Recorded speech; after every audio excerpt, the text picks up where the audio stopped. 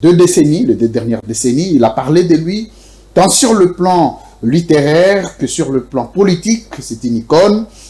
Nous avons eu la chance de les rencontrer, avec qui nous allons discuter d'un ouvrage important qui touche à une question aussi cruciale de notre pays, la situation sécuritaire. Tout le monde en parle, tout le monde est préoccupé de parler de la situation sécuritaire, mais il n'y a pas d'alternative, il n'y a pas de mesure,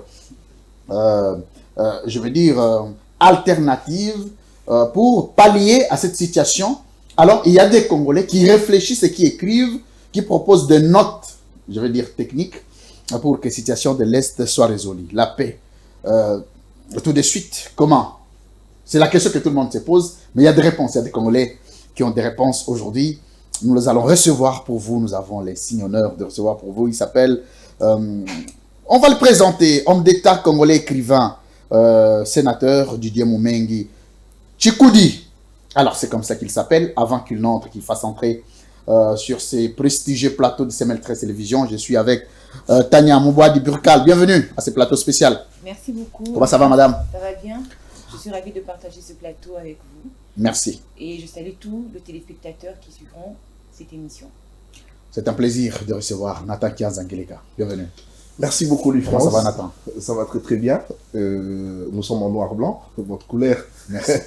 Allez, je salue ceux qui nous suivent de partout à travers la République, surtout le public qui est avec nous ici sur ce plateau. Je salue également notre invité, le sénateur Didier Moumengi, un amoureux de la littérature, une vingtaine de livres. En tout cas, c'est étonnant. Je suis étonné. Alors, il y a un public qui est en face de nous. Je voudrais que le public acclame lui-même. Merci. Merci de prendre part à cette édition spéciale à la rencontre de l'honorable Didier Moumengi qui parle de la paix tout de suite. Comment? C'est un nouvel ouvrage qui vient de voir le jour. Aujourd'hui, nous sommes exactement 12 septembre. C'est une journée spéciale qui marque la rentrée littéraire au niveau du monde. Et c'est le jour qui a été choisi pour que ces livres soient publiés et mis à la disposition de tout le Congolais pour lecture et intelligence artificielle sur la question de l'Est. On va se lever pour recevoir l'invité.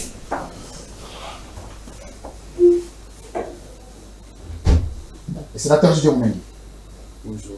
Comment vous allez? Je vais très bien. Merci. Vous allez saluer mes co-présentateurs. Bonjour. Bonjour. Allez, votre place. Merci.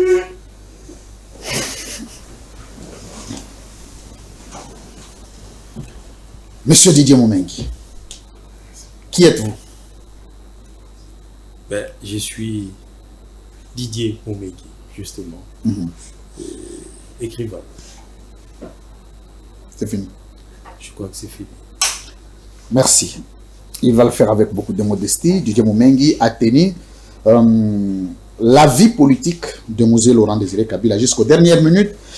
Vous faites une fierté. Il ne faut pas qu'on attende votre mort pour qu'on vous le dise. Vous faites l'honneur. Merci beaucoup. Et vous êtes une école de dignité pour le peuple congolais. Et nous en sommes fiers. Ça me va droit au cœur. Merci beaucoup. Alors, la paix tout de suite. Comment? En 1 minute. La paix tout de suite, en 1 minute, pour une guerre qui a commencé il y a des décennies, j'allais dire il y a des siècles. Vous me permettrez d'être un tantinet prolixe. Parce que aussi longtemps la guerre dure, aussi profond, nous devons aller chercher des solutions de cette guerre. J'ai écrit ce livre, La paix tout de suite, comment, pour faire un plaidoyer. Un plaidoyer. Vous accrochez un peu au micro, au fur et à mesure. Merci. Pour faire un plaidoyer. Un plaidoyer pour que notre pays, qui depuis des siècles subit une cyclicité de guerres assez récurrente, assez permanente, doit aussi avoir des spécialistes, aussi bien de la guerre que de la paix. Merci. On sent qu'on est dans la profondeur. Alors, je voudrais rentrer du côté de la régie. Parce que vous n'avez pas bien parlé de vous, Il y a des éléments qui n'ont pas été déclinés. Je voudrais rentrer du côté de la régie avec l'harmonie de James Muka et Issa Kazaka et présenter un élément qui retrace les profils ou les portraits de M. Didier Moumengi. Ici notre invité. Ici notre invité. La science étant soumise à certaines obligations, tant historiques qu'actualité, il est donc à cet effet souhaitable pour tout chercheur de la coucher en soubassement par excellence. C'est le livre. À ces jours, motivé par l'esprit de la pacification géopolitique de son pays, l'écrivain et homme d'État congolais Didier Moumengi compte dans son actif scientifico-littéraire 23 ouvrages dont on peut citer à titre illustratif L'esprit des ruptures, Désir des vérités, Congo agressé, Manifeste pour un Sénat nouveau, Le chantier de la paix, la militarisation de l'agriculture, Le livre bleu, 34 projets pour bâtir un nouveau Congo. En ce 3 septembre, alors que la nation congolaise célèbre la rentrée littéraire, l'écrivain congolais et sénateur de la dernière législature, Didier Moumengi, a choisi la même date pour présenter son nouvel ouvrage intitulé « La paix, tout de suite et comment ». Diplômé en SIC, ancien journaliste, plusieurs fois directeur de cabinet des ministres jusqu'à devenir ministre de la Communication et Médias et porte-parole du gouvernement, Didier Moumengi, dit enfant terrible, a bravé toutes les étapes et fonctions politiques nécessaires pour être appelé homme d'État congolais. L'homme, connu comme pacificateur dans ses rapports avec les autres, du savoir-faire, de la discipline et de l'engagement à la cause de son pays, Moumengi est resté jusqu'à la dernière minute de Laurent Désiré Kabila, l'homme à tout faire. Plusieurs grandes décisions politiques prises sous Laurent Désiré Kabila sont l'œuvre de la stratégie politique de Didier Moumengi, entre autres l'acceptation de l'installation des unités des Nations Unies au Congo, appelées MONUC hier, aujourd'hui MONUSCO. Moumengi a sauvé la RD Congo de 3 coups d'État successivement organisés sous Laurent Désiré Kabila par le Rwanda. Il est sénateur en 2018 avec son mouvement politique Tosekwa. Moumengi refusa de se représenter aux élections de 2023 par crainte de vivre un processus électoral bâclé. Il reste donc personnalité politique indépendante n'appartenant en aucun bloc politique. Que comprendre du contenu au décryptage mot à mot de l'ouvrage La paix, tout de suite et comment? Une œuvre de très haute portée scientifico-sécuritaire, l'ensemble de réponses, vous les aurez au cours de cette édition spéciale organisée par le groupe de presse satellitaire Congo Média Libre 13 Télévision, CML en sigle, à la rencontre du sénateur Didier Moumengi. On peut acclamer, s'il vous plaît. Merci beaucoup. C'était un portrait qui retrace la vie politique de M. Didier Moumengi. Alors, on revient avec vous. Sur ce plateau, on va vous donner 3 minutes. L'ouvrage est avec nous. La paix tout de suite, comment? Ici, M. Didier Moumengi nous dit qu'il aurait des solutions sur la situation de l'Est. Il en connaît les enjeux et le jeu géopolitique. Il a une idée de l'origine et de son histoire.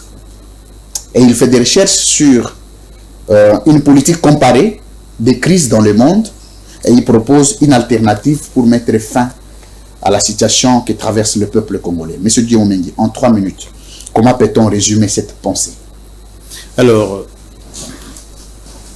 résumer cette pensée, c'est se rendre à l'évidence que lorsqu'une guerre éclate, un accord de cessez-le-feu ne peut qu'éteindre les effusions de sang, mais jamais ouvrir le chantier de la paix. Pour que la paix s'enclenche, il faut au préalable échafauder l'arbre des causes et des conséquences de la guerre. Cet arbre, c'est l'anamnèse polémologique qui permet une prospective solide qui peut asseoir une paix durable. Cet arbre des causes et des conséquences se constitue de causes racines de la guerre. Il faut les retrouver, les causes racines, pour pouvoir rendre possible le socle du chantier de la paix. Lorsqu'on a découvert les causes racines, on laisse monter la sève fermentative. La sève fermentative de l'arbre des causes et des conséquences, c'est tout ce que l'on met sur la table lorsqu'on veut engager un combat. C'est des causes ou des raisons politiques. Politiques, à savoir une volonté d'agression, de domination, une guerre d'occupation, une guerre d'influence culturelle, et une guerre géostratégique. C'est cela la sève fermentative de la guerre, qui forme le tronc de l'arbre. Ensuite, lorsque la sève monte, ça sustente le tronc. Le tronc, c'est les motifs d'intérêt. Les motifs d'intérêt sont assez souvent, pour des raisons économiques, lorsqu'il y a inégalité d'accès aux ressources naturelles entre les pays, on a souvent tendance à regarder du côté de voisin pour aller des grés ou des forces, et en l'occurrence des forces, s'emparer des ressources naturelles qui sont chez les voisins. Là, c'est des motifs d'intérêt, c'est les troncs. Ensuite, il y a des branches de l'arbre des causes et des conséquences. Les branches, c'est tout ce qu'on appelle le prétexte des guerres. Lorsqu'on a les causes racines, on a la sève fermentative, on a des motifs d'intérêt. Maintenant, c'est des prétextes. Les prétextes, c'est des postures victimaires. Nous sommes victimes des xénophobies, nous sommes victimes des racismes, ainsi de suite. On crée énormément de prétextes et c'est là où on loge la propagande, les discours idéologiques, ainsi de suite. C'est des branches de l'arbre de cause et des effets. Et ensuite, la fin, c'est les feuilles et les fruits abjects de l'arbre de cause et des effets qui sont des violences opportunistes. Les violences opportunistes, c'est les viols. Ce ne sont pas des motifs directs de guerre, mais c'est des violences opportunistes. C'est des viols, c'est des vols, c'est des incendies de villages, c'est des guerres de dépeuplement pour s'installer, ainsi de suite. Quand on n'a pas tracé, quand on n'a pas échafaudé cet arbre des causes et des conséquences, on ne sait pas ouvrir le chantier de la paix. Et ces éléments de l'arbre des causes et des effets et des conséquences constituent ce qu'on appelle en sociologie des guerres exordia pugnae, c'est-à-dire les raisons fondamentales d'une guerre qu'il faut absolument disséquer, décrypter, comprendre, analyser pour pouvoir ouvrir les sillons de la paix. Je reviens dans le contexte de la guerre à l'Est pour y adosser notre arbre de causes et des effets. 5 conflits coloniaux constituent l'entrelac racinaire des causes profondes de la guerre qui ensanglante notre pays à l'Est. 5 conflits. Lesquels? Le premier conflit, c'est la guerre de Msoro Ier Samukondo, 7e roi du royaume du Rwanda naissant, contre les Mwami Kamome de Bashi, entre 1388 et 1390. Premier conflit. Deuxième conflit, c'est la guerre d'agression que lance Kigali II Yamurasher entre 1604 et 1611 dans le Kivu.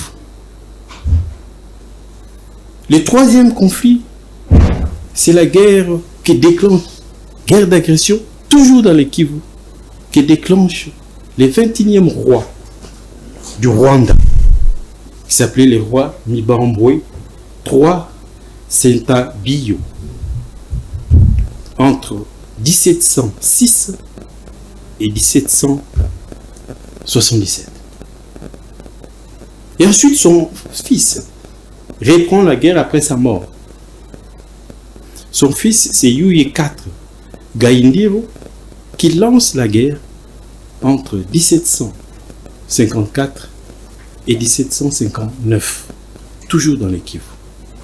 Et le cinquième conflit, c'est les redoutables que tout le monde connaît, Kigali IV Rwabugiri, qui dès son accès au trône du Rwanda déclenche une virulente guerre d'agression dans le Kivu dès 1873, et il meurt quasiment sur les champs de bataille, sur le lac Kivu d'ailleurs, en novembre 1895, 10 ans après Berlin 1885. Voilà les 5 conflits qui constituent les causes racines de la guerre qui écume notre pays à l'Est. Si on ne comprend pas les raisons de ces 5 conflits, on ne saura jamais bâtir une paix durable et solide. Merci. Mais il y a une suite. Hein. Allez-y. Ça dépend de vous. Allez-y. La suite, c'est des Vous événements. avez 1 minute encore pour ajouter la suite, en attendant qu'on entre dans le livre. Pourriez-vous me permettre d'être un tantinet prolixe, Absolument. parce que je vais Absolument. réunir les causes Les éléments. fondamentales pour que Absolument. nous comprenions mais de quelle guerre il s'agit à l'Est. Allez-y. J'ai cité des faits précoloniaux qui forment les racines, les causes racines de la guerre. Mais il y a maintenant des faits coloniaux. Ça commence en 1903, lorsque quelques aventuriers, 2 aventuriers australiens, découvrent l'or dans la rivière Agola, au sud de l'Ituri, sur les territoires du chef traditionnel Kilo. Ces 2 Australiens, c'est Annan et Orion. Nous sommes en 1903. 3 ans plus tard, en 1906, ils découvrent encore de l'or, mais cette fois-ci au nord de l'Ituri, dans la rivière Moto. En 1906, on commence l'exploitation de l'or dans l'Ituri. Et la même année, on découvre les cuivres au Katanga. 1906. Et quelques années plus tard, en 1923, on découvre de l'or dans le Maniema. Maniema, le baron Ampin, crée la compagnie minière de Grand Lac, comme le pouvoir colonial crée l'actuel GECAMI. Ils ont besoin de main-d'œuvre. Nous sommes dans un contexte suspicieux. Les années 20, à l'ouest, Kimbangu lance le mouvement de libération spirituelle. Le pouvoir colonial ne fait pas confiance aux Congolais. Le pouvoir colonial a besoin de main-d'œuvre servile. On lance en 1927 l'opération MOR, M-O-R, main-d'œuvre rwandaise. 1927. Plutôt que de faire venir simplement des travailleurs, on fait venir des familles entières qu'on installe dans l'Ituri pour lancer la compagnie minière des Kilomoto. On les installe dans le Maniema pour mettre en action la compagnie minière des Grands Lacs, et ensuite dans le Katanga pour l'union minière, c'est-à-dire l'actuel GECAMI. Mais on découvre que le Kivu, c'est aussi un grenier agricole. Et on a besoin, là aussi, de la main-d'œuvre pour des fermes agricoles et pastorales. Deuxième opération coloniale qu'on appelle la MIB, Mission d'immigration des Banyarwanda, en 1937. Vous prenez la mission, la main-d'œuvre rwandaise, la mission mort, et la MIB, vous avez en 1949 200 000 familles rwandaises installées dans le Grand Kivu. 200 000. 200 000 familles. La statistique est faite comment? Sur base de quoi? C'est le pouvoir colonial qui les a fait venir. Okay. C'était une opération, la migration, la mission d'immigration des Banyarwanda. Toutes les statistiques étaient tenues. Mais là n'est pas le problème. Le problème est que ces immigrés, ces réfugiés qui viennent, on leur accorde en 1949 150 000 hectares de terres exclusivement à eux, entre le Massissi et les Rutshuru. Ils sont maintenant chez eux. Ils sont propriétaires, on leur a concédé 150 000 hectares. 150 000 hectares, pour avoir une proportion, c'est quasiment le quart de la superficie du Rwanda. Nous sommes en 49. On se transporte d'abord la table ronde de Bruxelles. La table ronde de Bruxelles, beaucoup l'ignorent, a sorti ses actes, et dans ces actes, il y a la résolution 11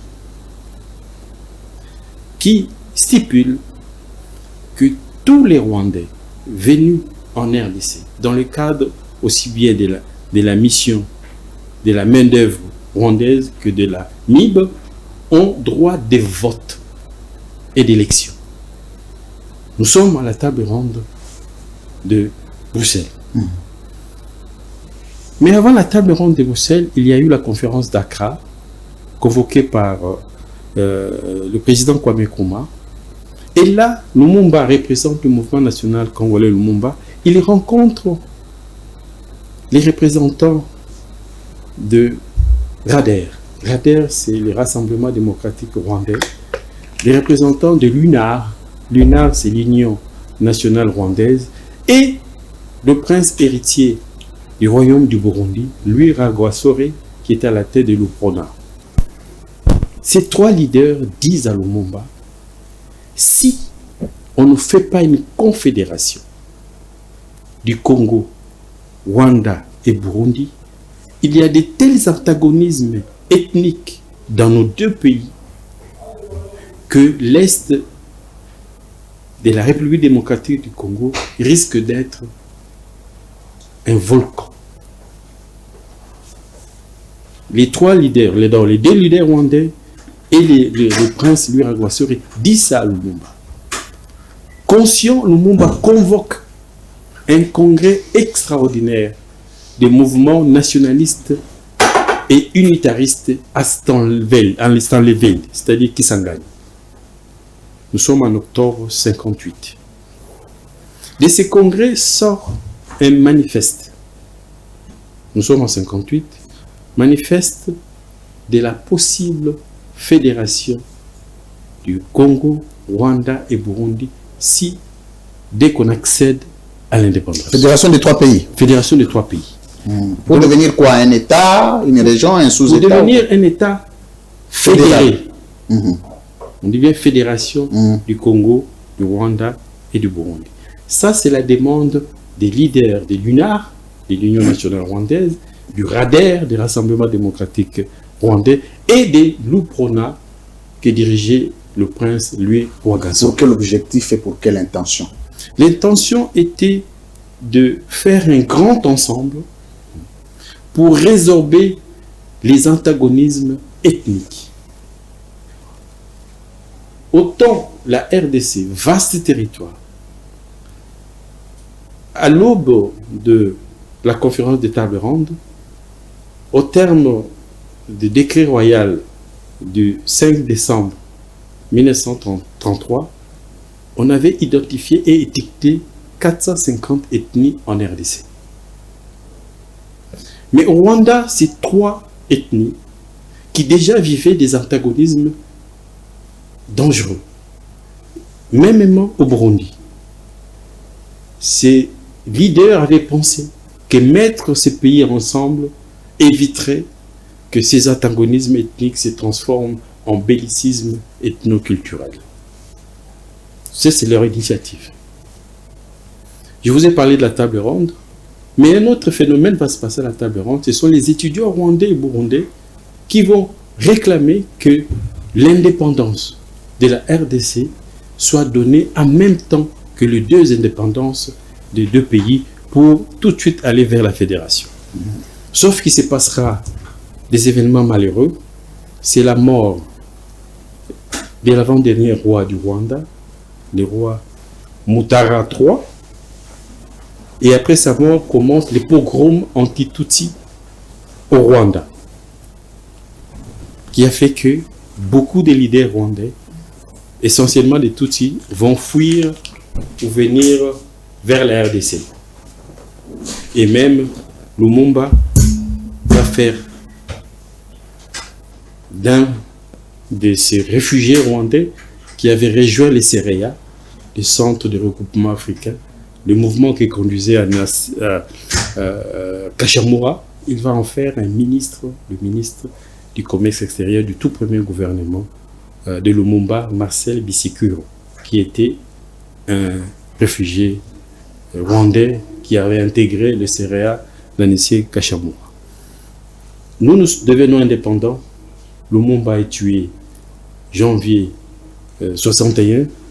Malheureusement, l'autre fédéraliste panafricain, Louis Rwagasore, dirigeant de l'UPRONA au Burundi, est lui aussi assassiné la même année en septembre, et ses projets périclitent. Voilà encore, vous prenez tout ce que la colonisation avait ensémencé comme graines belligènes, et la conscience prime sautière des dirigeants nationalistes et panafricains de la sous-région, et tout cela périclite à l'aune de quelques assassinats. C'était des assassinats plus ou moins bizarres, parce qu'on a assassiné que des panafricains, des nationalistes panafricains. Voilà, tout cela constitue ce que j'ai dit tout à l'heure, selon la formule de Virgile, l'exordia pugnae, les raisons fondamentales de la guerre qui ont eu comme apothéose la loi du 26 mars 1971, la loi prise par Mobutu pour faire des réfugiés rwandais des Congolais de plein droit. C'est la loi du 26 mars 1961. Voilà ce qu'il faut prioritairement, préalablement disséquer, décrypter, analyser pour aller à l'étape de la construction de la paix. Merci. Le sénateur Didier Moumengi est un écrivain. Ici, il a été question de base de l'origine de la guerre, de l'histoire de la guerre de l'Est, mais aussi des enjeux qui concourent à cette guerre qu'il a présentée comme un arbre avec racines, branches et sous-branches. C'est les éléments de langage lama. Alors, Tania Mbouadi, interaction. Très bien. Alors, sénateur, moi j'aimerais savoir, certes, vous parlez de la paix. Je ne suis plus sénateur. Appelez-moi Monsieur Moumengi. Mais vous restez sénateur à vie, hein? Voilà. Non, je ne suis pas sénateur à vie. Sénateur, c'est un mandat. Lorsque le mandat se termine, on redevient citoyen. Très bien. Alors, Monsieur Moumengi, moi ce qui me retient, ce que j'aimerais savoir, pourquoi vous avez décidé d'écrire ces livres maintenant, parce que l'intitulé nous dit la paix tout de suite. Donc il y a une sorte d'urgence, qu'il y a l'urgence qui se pose pour qu'il y ait la paix en RDC ou dans d'autres pays où il y a la guerre. Là, vous avez parlé de comment, mais pourquoi avoir décidé d'écrire ces livres que maintenant, alors que tout à l'heure dans votre intervention, vous nous avez fait comprendre, et nous le savons, que c'est depuis 2 siècles qu'il n'y a pas la paix dans la partie est de la RDC? Alors, le destin de ces pays a voulu que je sois la première personne à annoncer cette guerre, les 2 août. La première personne. La première personne qui annonce la guerre, les 2 août 1998, c'est moi. Je suis la première personne qui décrète les couvre-feux. Toujours les 2 août. Donc, la question de la compréhension des enjeux de la guerre et du possible chantier de paix m'obsède, torture ma conscience. Et au vu des engagements superficiels qui, à force d'être pris depuis l'accord de cessez-le-feu de Sirte en 1999, j'ai l'impression que nous sommes entrés dans un syndrome des engagements superficiels, où on ne met pas sur la table de négociation les vrais problèmes pour construire une paix durable. J'ai pris le temps de recherche, le temps de la compréhension pour proposer cet outil. Et à travers cet outil, je vais lancer un plaidoyer pour qu'il y ait une chaire d'irénologie et de polémologie à l'Université nationale de Kinshasa, afin que notre pays qui subit cette guerre puisse avoir des irénologues, c'est-à-dire des penseurs scientifiques de la paix, et des polémologues, c'est-à-dire des spécialistes de la guerre. Donc le vrai problème, c'est que il fallait d'abord remonter à l'origine de cette guerre, mais pas qu'il y a de nouvelles causes maintenant. Ça veut dire que le raison a évolué, raison pour laquelle il faut tout de suite trouver une paix durable. Vous savez, la guerre que nous subissons à l'est de notre pays n'est pas différente d'autres guerres que le monde a connues. Dans l'ouvrage, j'évoque les 1000 ans des conflits entre l'Angleterre et la France. 1000 ans de conflits. Et l'acmé de ces conflits était la guerre des 100 ans. Vous en avez sûrement déjà entendu parler. 1000 ans qui commencent à 1066, lorsque un duc de Normandie, Normandie c'est un territoire qui fait plus ou moins 30 000 km², il envahit l'Angleterre, qui à l'époque faisait 130 000 km². Le duc de Normandie en France devient le roi de l'Angleterre. Et se déclenche 1000 ans de conflits. Il y a eu la paix de Piquigny en 1495, qui a arrêté 1000 ans de guerre. Pendant ces 1000 ans, il y a eu des occupations. La France a occupé l'Angleterre, l'Angleterre a occupé la France. Il y a toute l'Aquitaine était anglaise. L'Aquitaine, c'est aussi un quart du territoire français.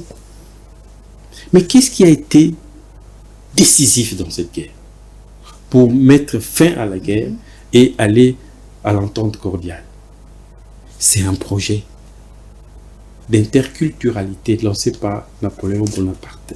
En 1801, il lance le projet des liens fixes, de la réfraternisation des Anglais et des Français à travers les tunnels sous la Manche. Nous sommes en 1801.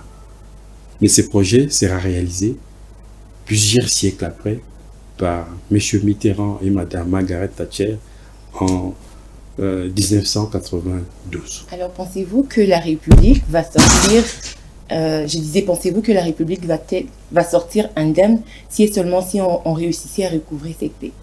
Je pense que si aujourd'hui on ne regarde pas cette guerre, comme j'ai essayé de l'analyser dans mon livre, en échafaudant l'arbre des causes et des effets, en allant mettre le doigt sur tous les problèmes qui sont à l'origine de cette guerre, madame, nous sommes partis pour 100 ans de guerre dans les Kivu. Merci. Merci. Didier Moumengi Tchikoudi. Tchikoudi signifie quoi? Tchikoudi signifie l'homme seul. L'homme seul. Vous êtes seul, vous l'êtes? On est toujours seul dans la vie. Parce qu'aussi bien quand on arrive, sauf en cas de placenta jumellaire, mais ce qui est sûr, c'est que lorsqu'on va rejoindre le bon Dieu dans son cercueil, assez souvent on est seul. Et Moumengi signifie quoi? Moumengi, paradoxalement, ça veut aussi dire homme seul. Oh. Alors, ce n'est qu'une coïncidence.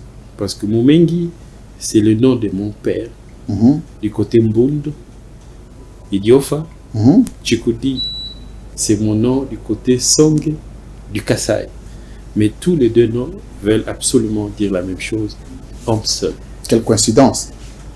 Je le suis peut-être. Alors, Nathan Kianza, Ngeleka, interaction. Merci beaucoup, monsieur Lufrance Kozekessa. Alors, monsieur Moumengi, j'aimerais bien savoir, parce que cette question a suscité beaucoup de débats ces derniers temps au sein de l'opinion congolaise. Est-ce qu'à l'est de la République démocratique du Congo, il y a la guerre, ou c'est un conflit interétatique, ou c'est une agression? Dites-nous un peu. Expliquez-nous aussi.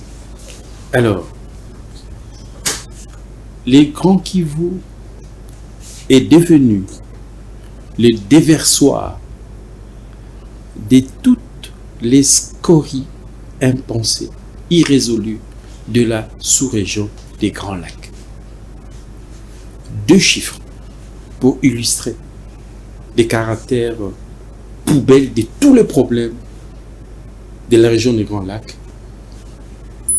qui est devenue le Kivu. Nous avons, selon les derniers chiffres quasi officiels, nous avons 266 groupes armés. Pour vous faire une idée des proportions, lorsqu'on signe les accords de Lusaka en 1999, il y a 2 groupes armés, le MLC et le RCD, qui ont co-signé les accords de Lusaka. Aujourd'hui, il y a 266 groupes armés, dont 14 groupes armés étrangers. Lorsqu'il y a des groupes armés étrangers sur un territoire qui n'est pas le leur, on appelle ça guerre d'agression ou guerre d'occupation. Mais il y a un entremêlement, il y a un entrecroisement de germes belligènes qui fait que cette guerre est devenue à la fois sans cause et sans fin. Dans cette guerre, il y a sa dimension guerre d'agression, guerre d'occupation, guerre de coupeurs de route, guerre de vol de bétail, guerre de violences opportunistes, des viols qui provoquent des dépeuplements, guerre des incendies de villages. Il y a plusieurs guerres qui s'interprénètrent et qui rend ces conflits compliqués, complexes. Mais l'avantage de l'irénologie, qui est la théorie de cet ouvrage, donc c'est un traité irénologique, est de se saisir de la complexité de ces bellicismes dans sa globalité, pour que chaque aspect du chantier de la paix réponde ou thérapétise un aspect de cette guerre. Donc, la guerre qui est complexe nécessite un processus de paix holistique, écosystémique, qui s'attaque à chacune des causes de la guerre telle que nous l'avons plus ou moins observé à travers l'arbre de causes et des conséquences. Alors, vous l'avez dit, pour apporter une solution durable, il faut bien comprendre en tout cas la cause. Mais après, M. Moumengi, j'aimerais savoir, est-ce que ce sont nos dirigeants qui ne comprennent pas la cause de cette guerre, ou alors ils seraient complices justement, raison pour laquelle cette guerre perdure jusqu'à cet instant? il y a une maxime simple qui dit qu'assez souvent, on fait la guerre quand on ne sait pas faire la paix. Ce n'est ni une insouciance, ni une inconscience. C'est une question de maturité des consciences. Tout simplement. Voilà pourquoi des penseurs que nous sommes, nous devons aider notre nation, notre sous-région, en fournissant les clés les plus matures, en essayant de les convaincre par la scientificité de notre démarche, pour que nous allions rapidement à la paix. Je prends un exemple. Lorsqu'on signe le traité de Versailles, en 1919, pour mettre fin à la guerre, à la Première Guerre mondiale, 2 écrivains s'attaquent à ces traités. D'abord, le John Maynard Keynes, qui écrit les conséquences économiques de la paix. Et il prédit qu'incessamment sous peu, il y aura une deuxième guerre, beaucoup plus grave que celle-là, parce qu'on n'a pas vu les côtés écosystémiques de la réponse à apporter à cette guerre. Un autre écrivain, Jacques Denville, français lui, il dit il y a des conséquences économiques de la guerre, mais il y a aussi des conséquences politiques de la guerre. Il écrit son ouvrage des conséquences politiques de la guerre en 1920 et il dit, nous sommes en 1920, il dit le Reich va envahir les Sudètes, le Reich va envahir la Pologne et nous sommes partis pour une autre guerre. Nous sommes en 1920, 40, 45, c'était la Deuxième Guerre mondiale. C'est un devoir d'écrivains, des penseurs, que de sonner la ligne maintenant.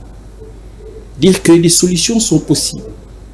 Mais ces solutions doivent respecter une démarche scientifique pour que la paix soit solide au regard du syndrome des engagements superficiels qui s'enchaînent depuis les accords de Sirte et de Lusaka jusqu'à aujourd'hui. Donc il faut exorciser ces syndromes des engagements superficiels pour mettre sur la table des vrais problèmes et les résoudre de manière responsable. C'est toute la raison d'être de cet ouvrage, La paix tout de suite. Alors, Monsieur Moumengui, dernière question.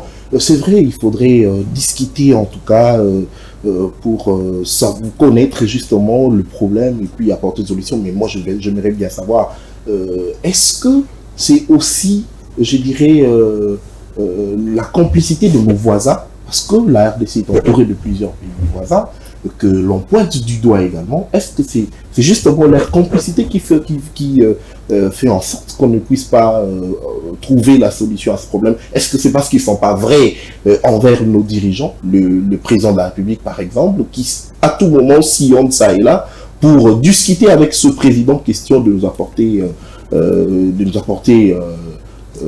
nous prêter main forte? Mais aujourd'hui là, est-ce que c'est aussi le problème de complicité des différents pays qui fait en sorte que l'on ne puisse pas trouver une solution?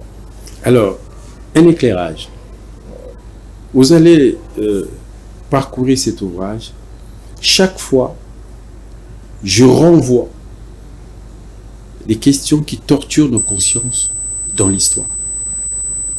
Parce que l'histoire, c'est une lampe qui éclaire le présent.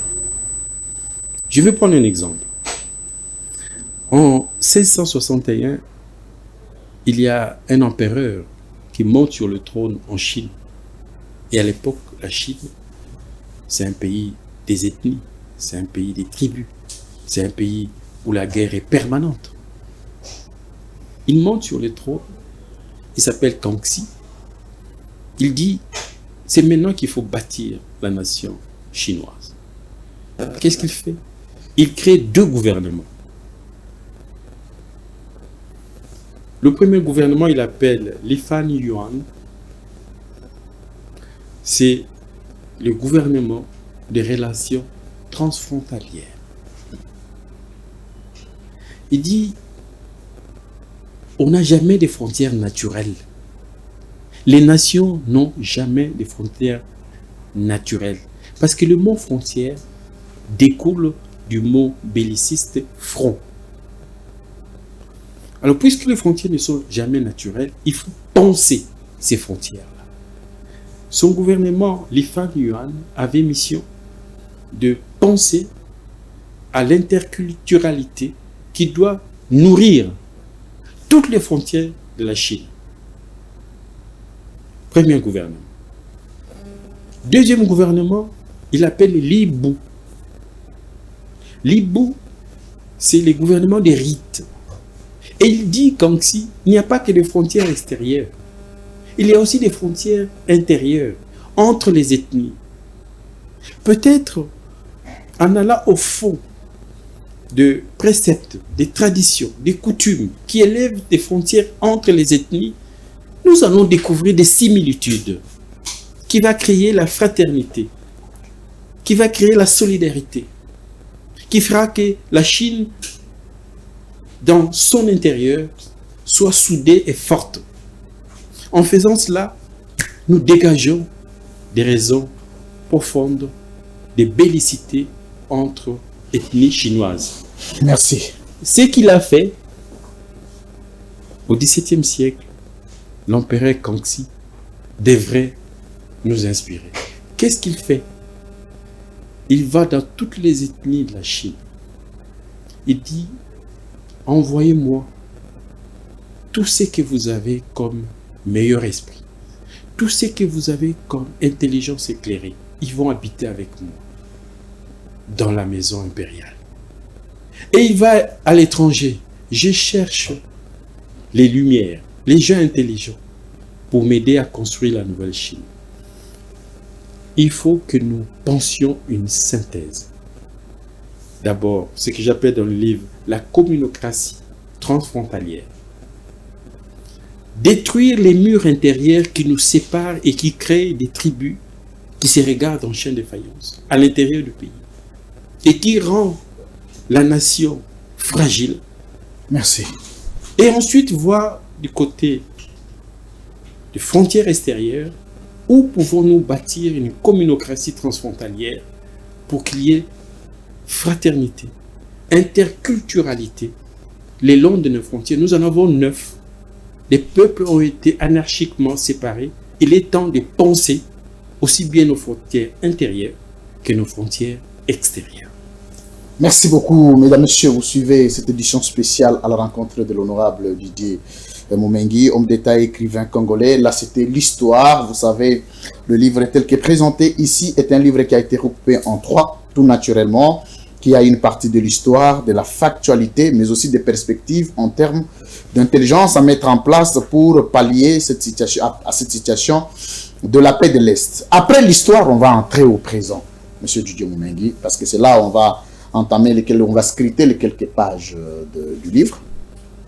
Vous avez été conseiller de musée jusqu'à devenir ministre, vous avez été l'homme à tout faire, on ne saura pas vous donner des statuts.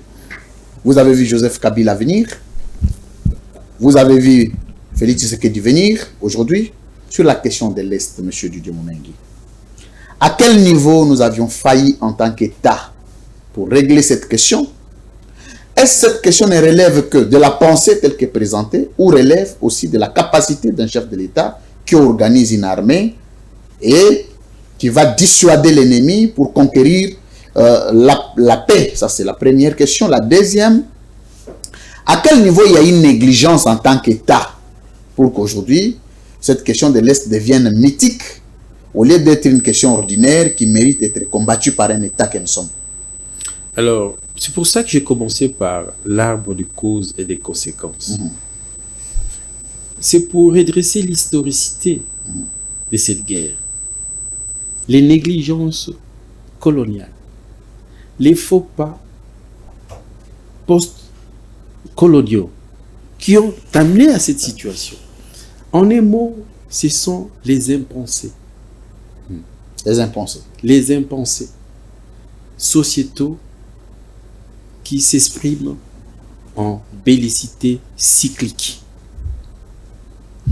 Là où la pensée n'organise pas les interactions du quotidien, la violence s'invite tout naturellement.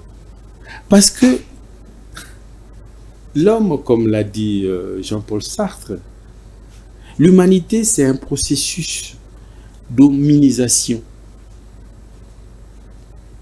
Lorsque la société n'est pas pensée, la socialité n'est pas pensée. C'est la grégarité qui gouverne nos interactions du quotidien.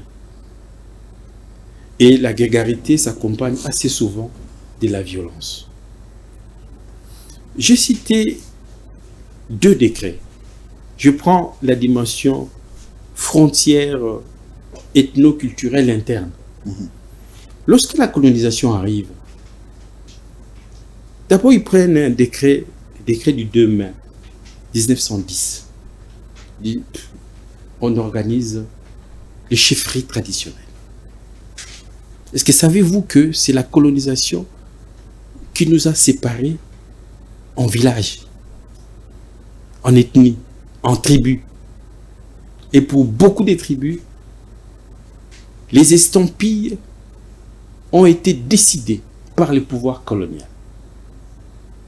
Ils en avaient dénombré 3000 à l'aune du décret du 2 mai 1910. Après, ils se rendent compte que 3000 entités cheffales, c'est trop.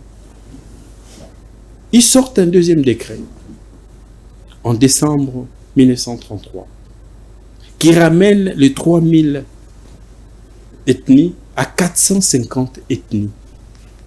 Aujourd'hui, comme des automates irresponsables, nous récitons chaque fois, nous sommes 450 ethnies. Mais c'était une décision coloniale.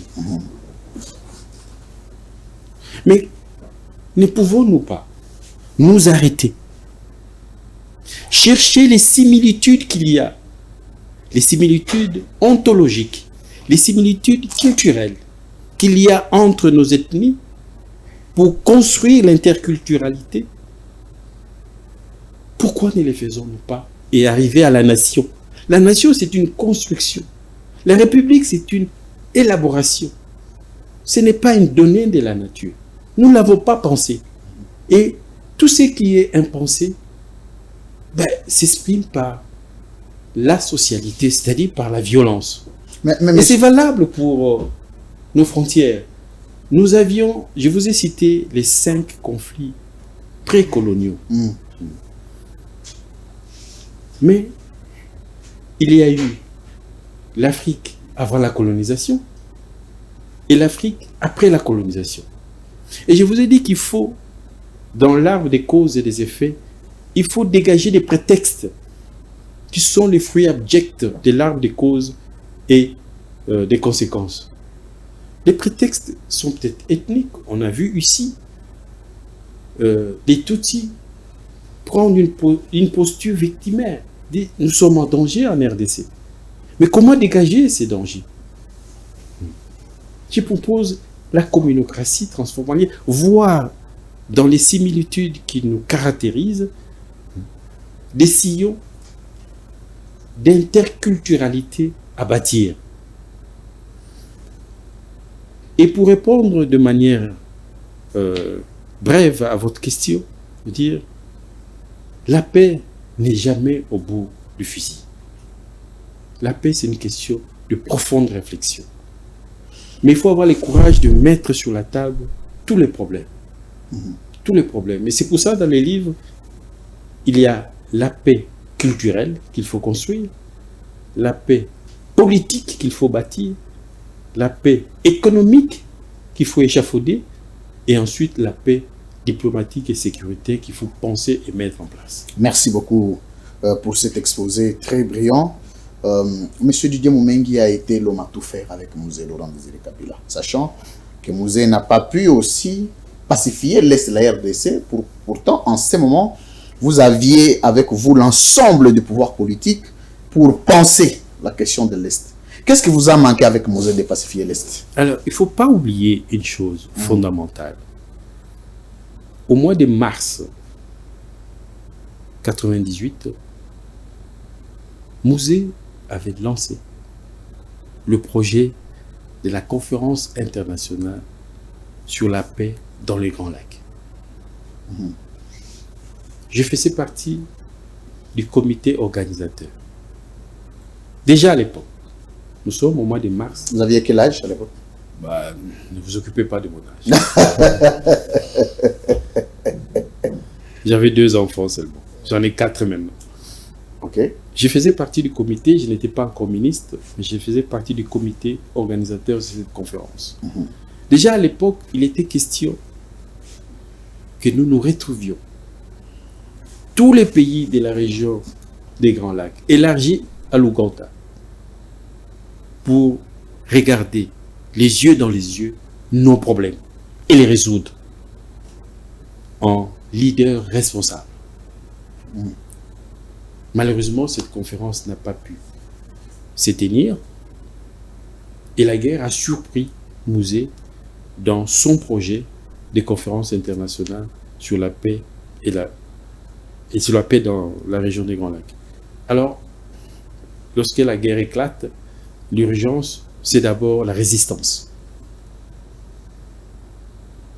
Et Mouzé a résisté jusqu'à sa mort. Est-ce que c'est la seule alternative que vous aviez pour pacifier l'Est? Parce que, sachant avec Mouzé, vous êtes entré par la violence. Vous aviez avec vous l'idée générale de la situation sécuritaire de notre pays. Ça aurait été votre priorité de pacifier l'Est et la RDC. Est-ce que vous pouvez vous dire aussi, en regardant le Congolais, que vous aviez failli à votre mission première, celle de léguer au peuple congolais la paix? Vous avez raison de me poser cette question. Parce que cette question torture ma conscience. Et je suis davantage malheureux lorsque je pense à cette question, parce que je connaissais les idées de Mouzé. Il avait une connaissance profonde de cette sous-région. Et c'est pour ça qu'il avait lancé ce projet des conférences internationales sur la paix dans les Grands Lacs. Il a même convaincu les PNUD qui nous accompagnaient dans cette initiative. Il avait des idées incroyables de paix. Quand je dis que cette question me torture, c'est parce que, en me rappelant de tout ce que Mouzé Laurent Désiré Kabila pensait faire pour que la paix s'ancre dans le Kivu et que le destin ne lui a pas donné l'occasion de transformer ses idées en réalité bellifuge, c'est-à-dire en réalité de paix, je me dis, pourquoi sommes-nous un pays de rendez-vous manqués? Rendez-vous manqué, c'est profond ça. Comment exorciser cette malchance des rendez-vous manqués qui se répète? Est-ce qu'après Mouzé, c'est là où je vais remettre la parole à Nathan Kianza et Tanya Mbouadi pour parler de la paix tout de suite? Comment? Parce que c'est là où nous allons tout fonder notre argumentaire pour notre interaction. Mais est-ce qu'après Mouzé, Didier Moumengi, il y a un autre président qui est venu pour parachever les idées panafricanistes de pacification générale de la sous-région comme de notre pays qu'avait Mouzé, qui s'est inscrit sur la ligne orthodoxale de la paix avec l'ensemble du idéal qu'avait Mouzé après sa mort? Mais les constats à faire, c'est qu'aujourd'hui, la guerre continue. La guerre continue. Donc, Mouzé est mort avec ses idées. Mouzé n'est pas mort avec ses idées. Ces livres s'est inspiré aussi de quelques-unes des idées de Mouzé. Très bien. Que j'ai essayé d'actualiser, de renouveler. C'est ces constats qu'il faut faire. La guerre continue. Que faire? Donc vous n'avez eu, excusez-moi, ça commence quand même à attirer mon attention. Mouzé est mort, M. Didier Moumengi. Vous avez vous-même d'abord une idée sur la paix qui est une priorité pour notre peuple aujourd'hui. Vous étiez aux côtés de Mouzé. Mais il était pratique d'aller voir Joseph Kabila, son fils, qui est entré pour dire, voici les idées que nous avions. Est-ce que d'abord Kabila, lui, quand il est venu, il s'est inscrit sur le chemin de son père dans le souci de pacifier le pays? C'est une question à laquelle vous allez répondre. Ou à la limite, s'il n'était pas préparé, vous prenez cette documentation, cette note technique, vous soumettez au président, il en fait son programme. Après Joseph Kabila, vous allez voir Tshisekedi, vous prenez ces idées, vous donnez pour l'intérêt du peuple congolais. C'est comme si les idées de Mouzé, vous les gardez vous-même et que le peuple continue à souffrir. Rappelez-vous, en 2002, j'ai écrit un livre avec comme titre « Les chantiers de la paix ». Les chantiers de la paix. Lorsqu'un auteur met sur la table de la République une réflexion, c'est pour que la pensée qui est dedans devienne collective. C'est pour que tout le monde s'en empare. Je n'ai pas besoin individuellement d'aller voir le président Kabila ou un autre. Vous en tenez l'esprit. Oui, mais je mets l'ouvrage sur la place publique, je mets la réflexion à la portée de tous, mais celui qui se sent intéressé s'en accapare. Et s'il a besoin d'une expertise pointue de l'auteur, je suis toujours disponible pour moi. Moi, je suis un soldat de la paix. Alors, comme je ne peux pas exprimer tout le bon vouloir qui m'habite pour construire la paix, je suis écrivain. Je le manifeste à travers la pensée. Monsieur Didier Moumengi. Chantier de la paix en 2002 et aujourd'hui, 2024, la paix tout de suite. J'ai lu ces livres. Je dois avoir été, si pas les premiers, parmi les premiers à l'avoir lu après vous-même. Est-ce que 18 ans après, vous aviez pu rencontrer Joseph Kabila pour discuter de la question de la paix? Parce que sachant que Kabila a reçu tous les muséistes qui est aux côtés des musées. Et je veux dire, vous étiez parmi, dans les cercles restreints, dans la dernière loge de musée Laurent Désiré Kabila. Est-ce qu'aviez-vous rencontré Joseph Kabila pour discuter de cette question? Qu'est-ce qui a fait que vous soyez le seul muséiste qui s'oppose à Joseph Kabila et n'est pas allé présenter le parachèvement des idéaux du changement de musée Laurent Désiré à Joseph Kabila? Qu'est-ce qui s'est passé? Il s'est passé que j'ai voulu ouvrir un autre chemin de ma vie après la mort de musée. C'est une mort qui m'avait complètement ébranlé. Je ne pouvais pas, au lendemain de sa mort, me lever et continuer la marche. J'ai longtemps porté la chemise mortuaire. Et je me suis donné le temps d'imaginer autre chose, d'interroger ces instants funestes-là. Voilà pourquoi j'ai engagé notre chemin de la vie, le chemin de la recherche, de la formation. Et je ne pense pas que... Il ne vous a jamais appelé? Je ne pense pas que le président Kabila avait besoin de moi. Est-ce qu'était-il dans la ligne ou dans la philosophie des musées? Je n'en sais rien. Je n'étais pas là. Tania Mbouadi. Très bien, merci beaucoup. Alors, monsieur Didier Moumengi, moi j'entre déjà. On va parler du livre. Le livre, quand je l'ai lu, 10 chapitres, 5 parties. Et dans le second chapitre, vous parlez de la paix, les yeux dans les yeux. Alors, moi j'aimerais savoir qu'est-ce que l'auteur a voulu exactement dire par la paix dans les yeux, la paix, les yeux dans les yeux. Alors, la paix, les yeux dans les yeux, c'est-à-dire mettre sur la table des discussions le vrai problème. Les vrais problèmes. Exorciser les syndromes des faux semblants. Je prends un exemple. Je vous ai parlé des origines, des causes racines de cette guerre, qui commence en 1903 avec la découverte de l'or. Et aujourd'hui, on parle aussi des aspects gémologiques de la guerre. C'est la guerre des mines aujourd'hui. Dans le livre, je propose un concept nouveau pour résoudre cette question de la guerre des mines. Parce qu'il y a, selon certains,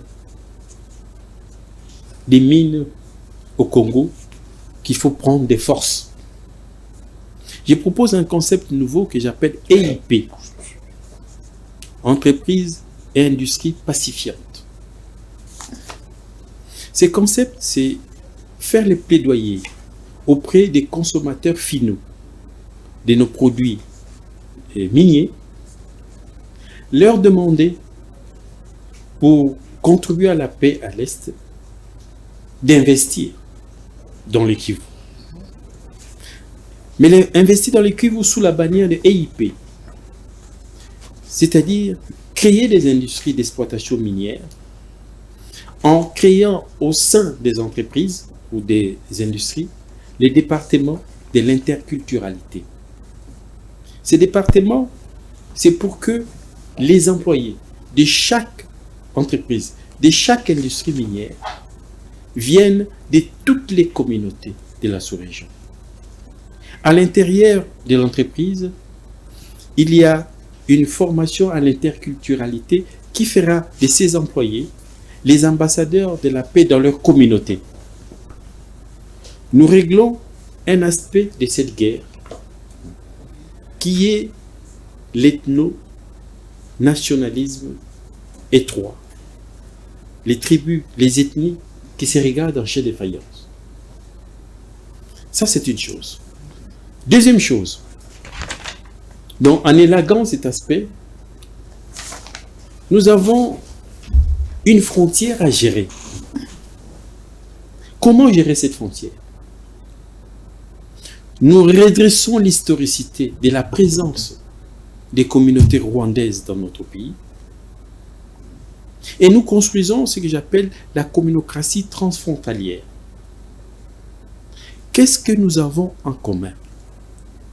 Qu'est-ce qui nous divise?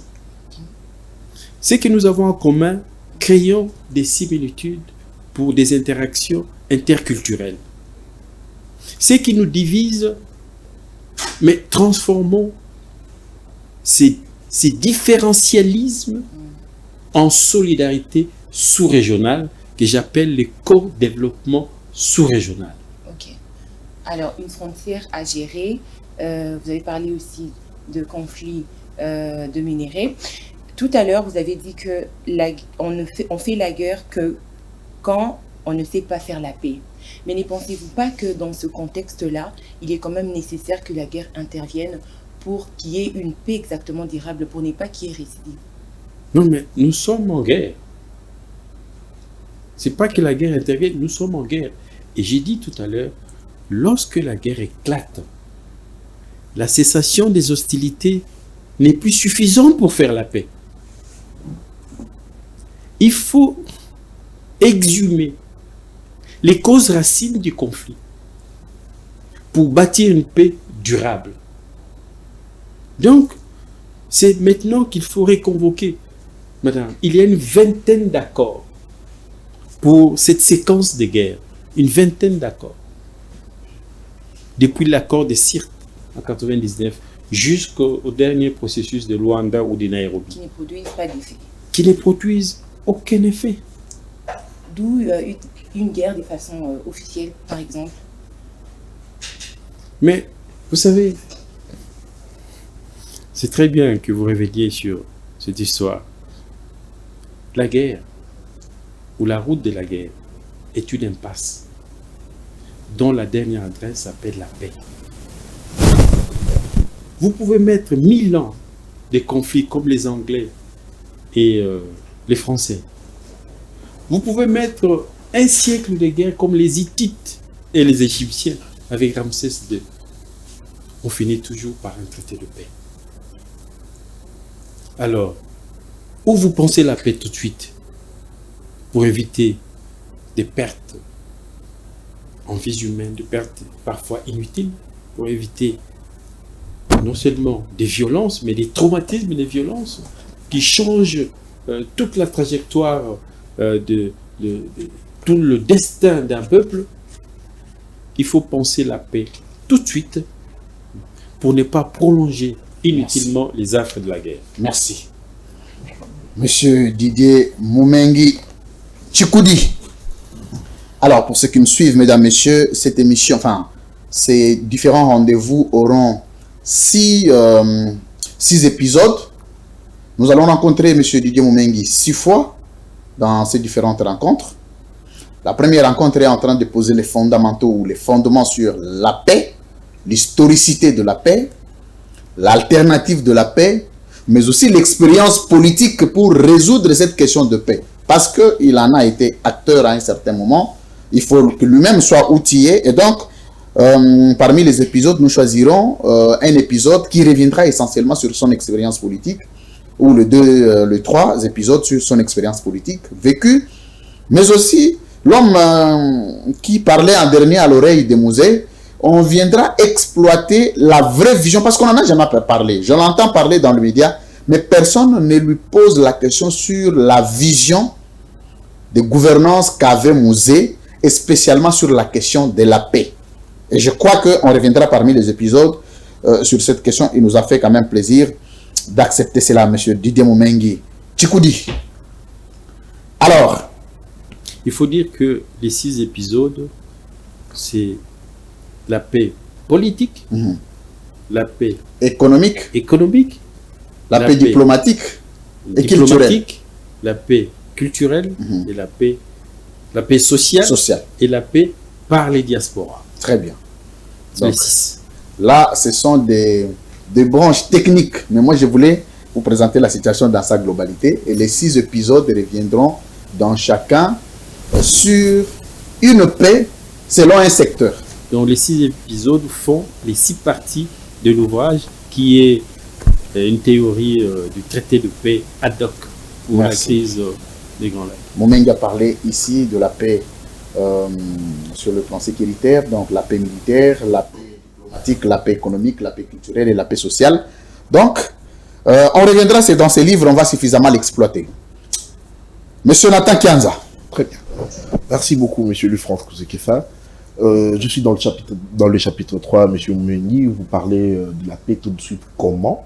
Et nous sommes à la page 76 où vous parlez du partenariat pour la paix et les co-développements. Ici, vous dites que la RDC, le Rwanda, l'Ouganda et le Burundi vont des concerts établir de programmes communs, coordonner des investissements. L'objectif, c'est de rapprocher le peuple, unir leur volonté, fraterniser leurs esprits et souder leurs cœurs. Mais comment, M. Moumengi? Pourquoi? Parce que le Rwanda, l'Ouganda et le Burundi sont deux pays qui sont toujours accusés par le gouvernement congolais d'attaquer l'Est de notre pays. Mais c'est ce même pays-là que vous proposez que la RDC puisse, de concert, établir des programmes communs pour fraterniser leur peuple. Mais comment ça va se passer?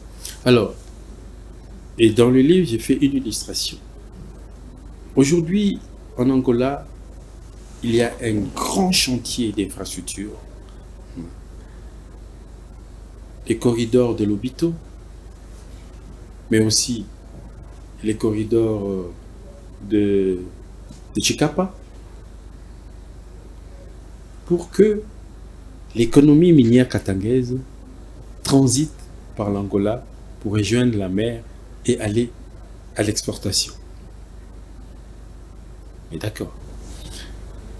Aujourd'hui, l'économie congolaise du sud, ouest, commence de plus en plus à dépendre de l'Angola. Au nord,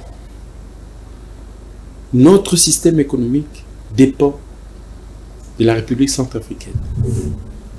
Et on consomme de plus en plus de francs CFA. Vous savez, nous qui sommes de Bandundu, aujourd'hui, la vente des chèvres est un effondrement terrible. Hein? Sur 10 chèvres consommées à Kinshasa, 7 viennent de l'Angola. Vous savez pourquoi? La chèvre à la frontière à Lufu coûte $30. Ce qui a ruiné l'élevage de chèvres dans le pays. C'est une crise à venir. Au sud, est, la Zambie est en train d'attirer l'économie du Katanga vers Lusaka. Mais dans le livre, je propose l'éco-développement, c'est-à-dire quoi? Je donne un exemple. Aujourd'hui, l'essentiel du commerce mondial se passe dans l'océan Indien. On est bien d'accord. 74% du commerce mondial se passe dans l'océan Indien. Il y a 50 ans, 100 ans, c'était l'océan Atlantique. Maintenant, c'est l'océan Indien.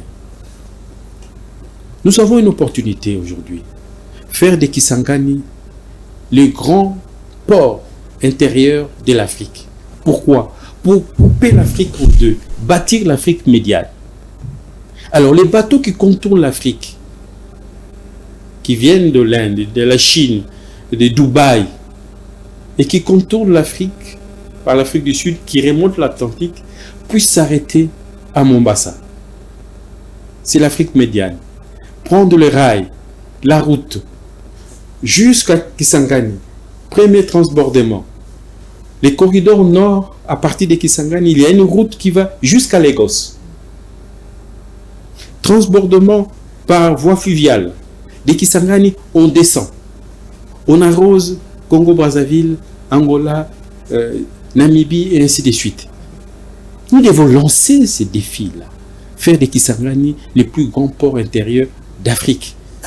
Pour aimanter tous les flux commerciaux qui, en règle ordinaire, contournent l'Afrique. Mais le cas du Burundi, je prends cet exemple pour dire...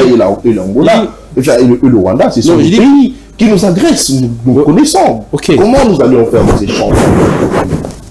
Vous avez parlé de l'Angola, oui, c'est vrai, mais l'Angola n'a pas assez de problèmes avec la République démocratique du Congo. Vous savez, les problèmes, hein, c'est pour ça que c'est toujours essentiel de revenir sur l'arbre des causes et des effets. Lorsque le problème commence, nous sommes dans les causes racines. Comme tout entrelac racinaire, c'est invisible à l'œil nu. Vous ne voyez pas l'arbre en germination. C'est dans le sous-sol. Nous aurons des problèmes à terme avec tous les pays qui nous sont frontaliers si nous ne pensions pas la transfrontalité dans nos 9 frontières. Il faut le penser. Quand je parle du co-développement, je vous ai donné l'exemple de l'Afrique médiane pour bénéficier des revenus de transit que le Congo peut emmagasiner en faisant de Kisangani le plus grand port intérieur pour couper l'Afrique en deux. Alors, au lieu que toutes les marchandises qui contournent l'Afrique pour alimenter la Namibie, l'Angola, le Congo, Brazzaville, le Gabon jusqu'au Nigeria, passent par Kisangani. Et cela n'est possible que si le rail ou la route transite par l'Ouganda, le Rwanda, le Burundi et la Tanzanie. D'où le co-développement. Mais il faut penser cela, il faut être avant-gardiste, il faut que le Congo prenne le leadership de cette vision de co-développement. Voir d'abord notre intérêt. Et ça, ce n'est qu'un aspect. Vous parlez des pays agresseurs, mais comment détruire les motifs d'agression? Mais si je pose cette question, c'est parce que nous étions dans l'East African Community. L'objectif aussi était lié justement aux échanges commerciaux, mais après, on n'a pas constaté justement son apport pour la République démocratique du Congo. D'où je pense que l'hypocrisie justement de ces pays ne feront pas en sorte que la RDC puisse se retrouver dans ce que vous parlez du partenariat pour la paix et l'éco-développement. Alors, il faut... La RDC sera perdante. Il faut mettre les résolutions dans leur séquence chronologique. Vous parlez d'un aspect de fin de la guerre qui dépend des règlements antérieurs de la guerre, qui est dans les livres. Le règlement sécuritaire et politique de la guerre. Vous n'évoquez pas ces aspects, vous passez directement au co-développement. Mais pour arriver au co-développement, il faut régler d'abord les conflits militaires, les bellicismes sanglants. Il faut régler ça. Et là, je propose des schémas pour régler ça. Avant d'arriver au co-développement, il faut terminer la phase du guerroiement.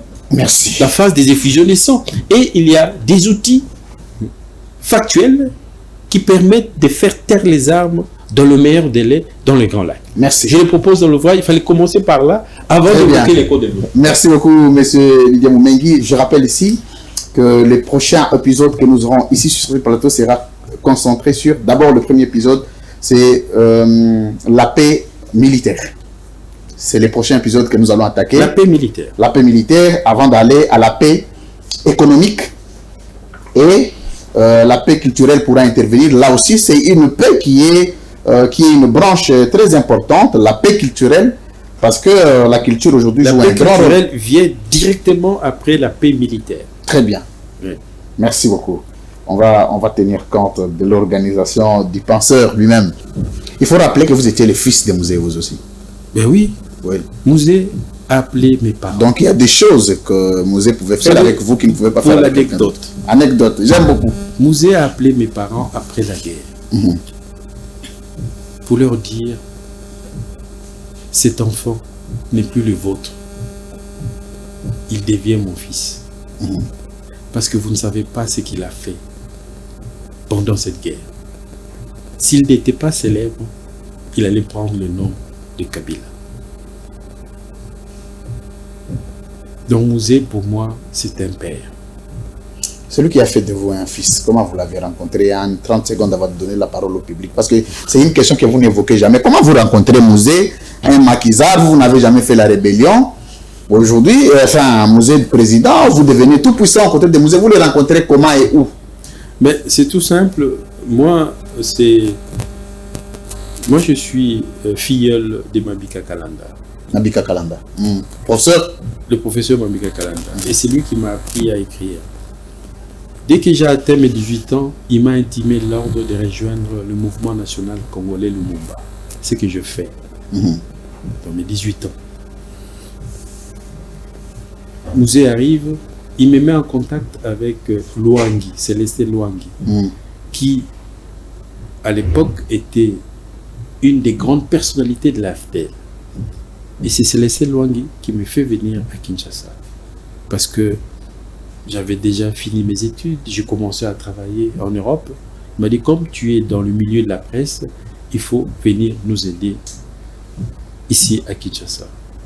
Il me fait venir, je suis nommé directeur de cabinet de Madame Juliana Lumumba dans les quotas du MNC Lumumba, Mouvement National Congolais Lumumba. Votre parti? Mon parti, qui est resté le seul parti Où vous avez adhéré? où j'ai adhéré de toute ma vie. La seule carte que je détiens, c'est la carte du Mouvement National Congolais Lumumba. Je suis directeur de cabinet de Madame Juliana Lumumba. Le 30 juin s'approche, le 30 juin 1997, Mouzé vient d'arriver. Il veut avoir un portrait officiel. Il demande à la vice-ministre Juliana Lumumba de ramener des photographes. Et naturellement, la vice-ministre demande à son directeur de cabinet de préparer l'événement. Et moi, j'ai dit à Madame Lumumba, un portrait du président, c'est d'abord des termes de référence. Qu'est-ce que le président a comme message à faire passer? Il doit fixer les éléments de sa présentation. S'il est barbu, il restera barbu tout le long de son mandat. S'il est chauve, il restera chauve tout le long de son mandat. Il faut qu'il fixe les éléments visuels de sa présentation. Je lui donne 5 scénarios. J'écris rapidement 5 scénarios de portrait officiel. Je donne à Madame Lumumba qui n'a pas le temps de le transformer à sa signature, qui amène le document comme ça chez Mouzé. Mouzé, qui était un homme très humble, il parcourt les documents et il sort cette phrase: je ne savais pas que le métier du chef de l'État s'apprend. Ça, c'est Moumengi qui apprend au chef de l'État. Non, je ne suis pas là. Oui, mais vous l'avez appris. Il ne sait pas encore que c'est moi. Hmm. Il dit, j'ai pensé que le portrait, c'est juste un photographe et une photo. Mais voilà, ce document me dit non, si je vais communiquer la puissance écologique du pays, mais j'ai fait des portraits devant la forêt, devant la nature. Si je vais communiquer la puissance cognitive du Congo, mais je fais des portraits Dans une bibliothèque. dans une bibliothèque. Voilà. Vous êtes un homme très intelligent. Merci beaucoup. Ainsi de suite. J'avais proposé 5 scénarios. Il arrive à la fin du document, il voit D. Mumengi. Il se trouve que Musée avait un ami qui signait D. Mumengi. Donatien Mumengi. Il se rappelle de son ami qu'il n'a pas vu depuis 1966. Il dit, je vais faire une surprise à cet ami. Il appelle des militaires, il demande à Juliana, il est où ton directeur de cabinet? C'est lui qui a signé des documents. Juliana lui dit, il est resté au cabinet. Il dit aux militaires, allez m'arrêter cet homme, D. Mumengi. Ramenez-le ici. Moi, j'étais avec Chilonda, d'heureuse mémoire, grand journaliste, Guylaine Chilonda, en train de préparer une émission sur mon deuxième ouvrage que j'ai écrit avec Maître Nimi Maïdika Ngimbi, Désir de vérité. Les militaires débarquent, ils nous prennent tels que nous étions, avec mon livre. Nous sommes enchaînés. En bas, on lâche Chilonda parce qu'il n'avait rien à faire, on pense que c'est Mumengi. On me fait entrer dans une jeep, je suis bandé et je me retrouve dans une salle fermée, sans chaise. La porte s'ouvre, c'est Musée. Musée, pour lui, c'était son ami, qu'il n'a pas vu depuis 1966. Mais il se retrouve en face d'un gamin. Il dit, mais tu fais quoi ici, toi? Vous imaginez, Musée à l'époque, c'était un grand personnage, à la limite qui faisait peur. Je suis mis à trembler comme une feuille et mon livre tombe. Le livre tombe, j'ai dit, c'est peut-être ça, l'objet du crime. Parce que j'avais écrit avec l'ancien directeur de cabinet de Mobutu, un grand monsieur. Maître Nimi. Auprès de qui j'ai appris énormément de choses, Maître Nimi Maïdika Ngimbi. Désir de vérité. Il me dit, ramasse cet ouvrage. Je ramasse l'ouvrage, je lui donne. Il dit, Didier Mumengi, c'est tout. Tu t'appelles Didier Mumengi? Il dit, oui. Il vient d'où, c'est le nom? J'ai dit, de mon père. Ton père s'appelle comment? J'ai dit, il s'appelle Donatien Mumengi. Il dit, viens. Et il m'embrasse et il me dit, dans le creux de l'oreille, je t'ai vu dans le ventre de ta maman, avant que nous ne traversions pour aller commencer la rébellion, en 62.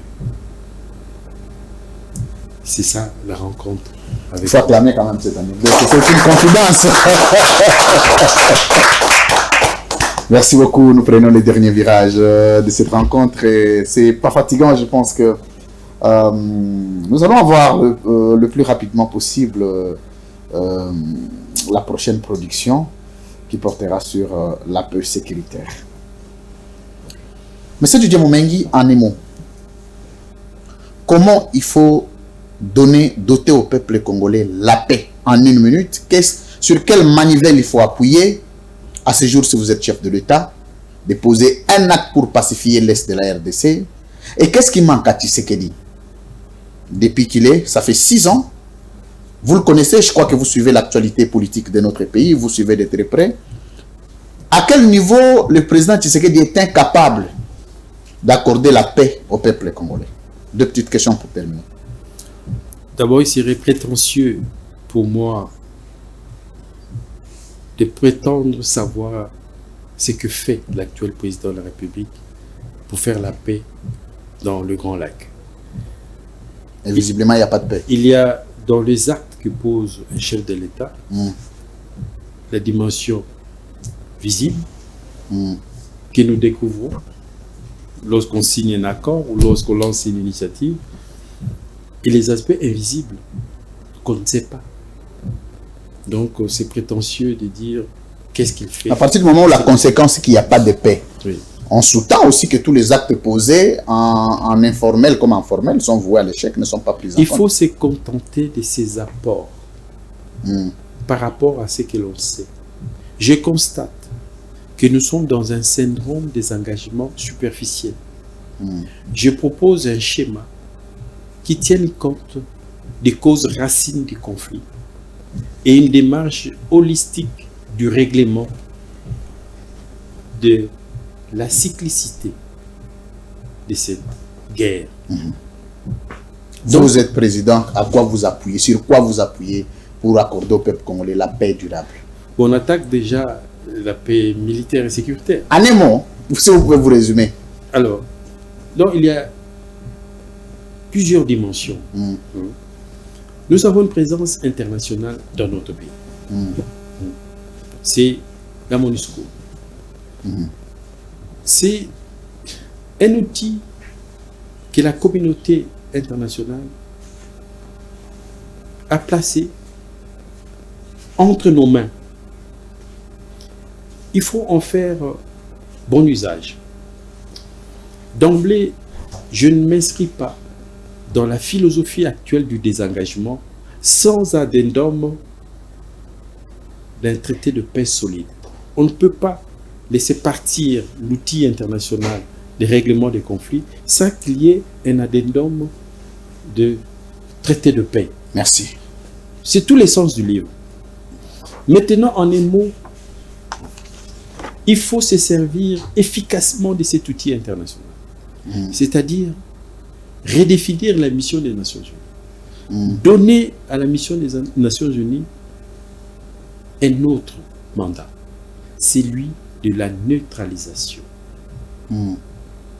par la force de tous les belligérants, des 266 groupes armés qui écument l'Est de notre pays. Merci. Et ce mandat, il y a eu des tentatives de mise en place de ce type de mandat une fois Artemis en Ituri. On a essayé de donner beaucoup plus de puissance à l'outil international de neutralisation du bellicisme et puis les renforts. Merci. De Kinshasa. Donc il y a moyen de requalifier le mandat de la MONUSCO, donner plus de puissance, de force et procéder à la neutralisation systématique. Merci. De tous les groupes armés. C'est cela le Là, préalable. ça entre en contradiction avec la volonté du président qui veut voir la MONUSCO dégagée.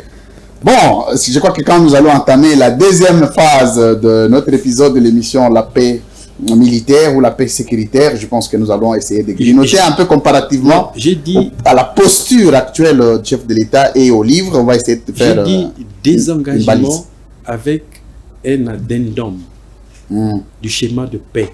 Et ce schéma de paix commence par la neutralisation des groupes armés. C'est la mission des Nations Unies. Merci. Les Nations Unies, ce n'est pas un pays à part. Les Nations Unies, c'est nous. Nous devons en faire bon usage. L'usage que nous voulons. Avant qu'il ne se désengage, il faut qu'il termine la guerre qui justifie leur présence dans notre pays. Merci. Ils ne peuvent pas partir et nous laisser dans la guerre. Didier Momengi, Chikoudi. Alors, avant que Tania Mouba du Burkal et M. Nathan Kianza Ngeleka prépare une question à la fin pour terminer cette émission, je voudrais rentrer le code de la régie, bien qu'on va prendre le public pour une question aussi à chacun. Régis, si nous sommes en cohérence, on veut vous présenter un élément. Je pense que ça va vous surprendre, mais bon, on ne sait pas votre sentiment sera lequel. On va vous présenter un élément et on va avoir votre nette impression à la fin avant de prendre le public et terminer cette émission. Régie.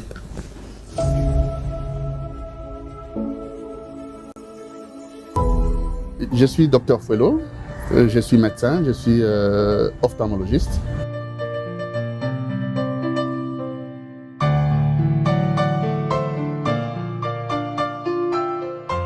J'ai eu plusieurs occasions de le rencontrer, d'échanger avec lui, de partager ce qui m'a amené à être proche de lui, d'en faire un ami.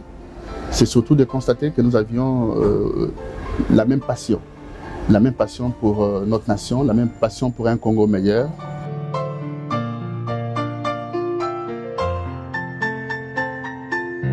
J'ai lu ses œuvres, il y en a beaucoup, Et je pense qu'il doit avoir au moins 23-24 ouvrages publiés. J'en ai lu plusieurs.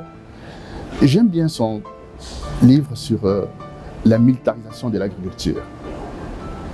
J'ai toujours pensé que ce livre a une des clés du projet des nations pour la République démocratique du Congo.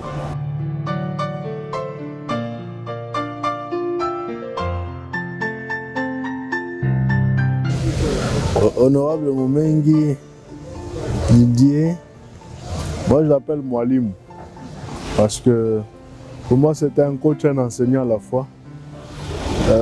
On s'est connus autour du livre.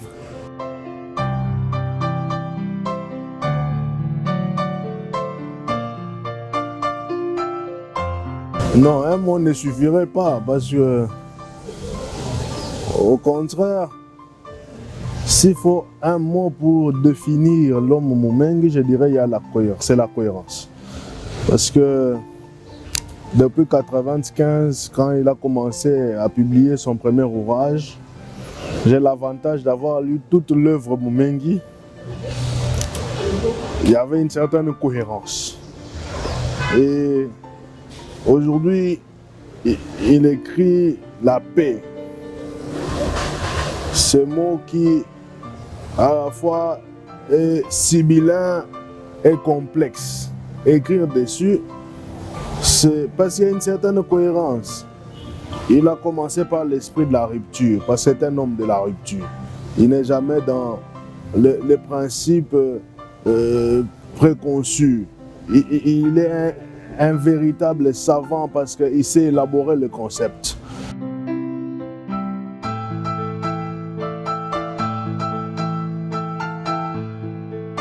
C'est quelqu'un qui utilise ses connaissances, ses compétences pour résoudre le problème de la société. Aujourd'hui, dans notre pays, les problèmes, c'est un problème de sécurité. Tout Congolais, tout intellectuel congolais doit apporter sa contribution pour régler ces problèmes. Honorable Momengi, en dehors de sa casquette d'intellectuel, il a une expérience politique. Vous savez que pour tous ceux qui l'ont connu avant, quand il y a eu l'agression ici, en 1998, Honorable Momengi était jeune ministre qui mettait sa tenue militaire pour mobiliser les gens, pour lutter contre cette agression.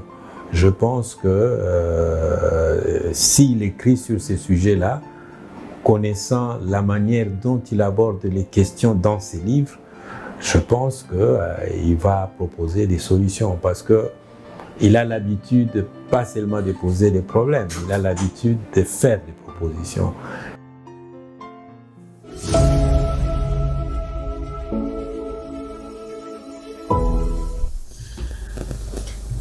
Monsieur Didier Momengi, un mot. C'est trois personnes qui me sont très chères. D'abord, il y a l'ami de tous les instants, le docteur Fuelo. Il y a l'ami littéraire, l'honorable Nzondomio, Alfred, qui, il y a 2 ans, a fait une recension extraordinaire sous forme d'atelier de tous mes ouvrages. Et je lui dirai jamais assez merci.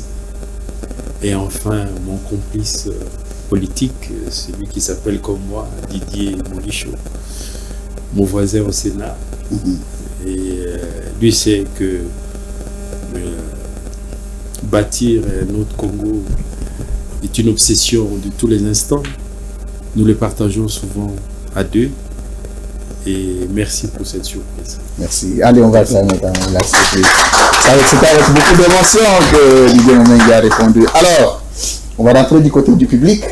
Une question, monsieur, vous vous présentez, vous posez une question directe, une réponse brève, et on termine cette émission. Merci. Moi, on m'appelle Mbatou Joël. Joël Mbatou, de l'école des communicateurs. Oui. Monsieur Momengi. Oui.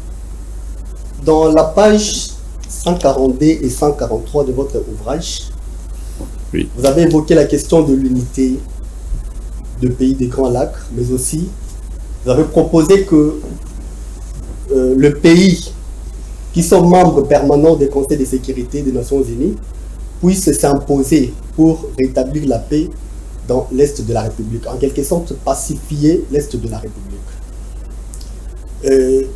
Monsieur Moumengi, croyez-vous réellement que si le Rwanda, l'Ouganda et d'autres voisins profitent de nos minéraux pour leur développement, est-ce que ces pays-là peuvent accepter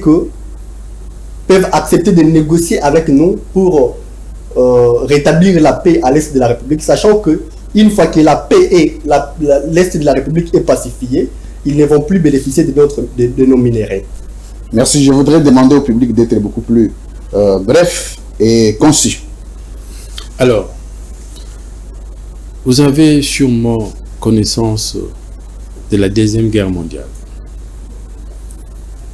Vous savez ce qui a fait la paix après la Deuxième Guerre mondiale?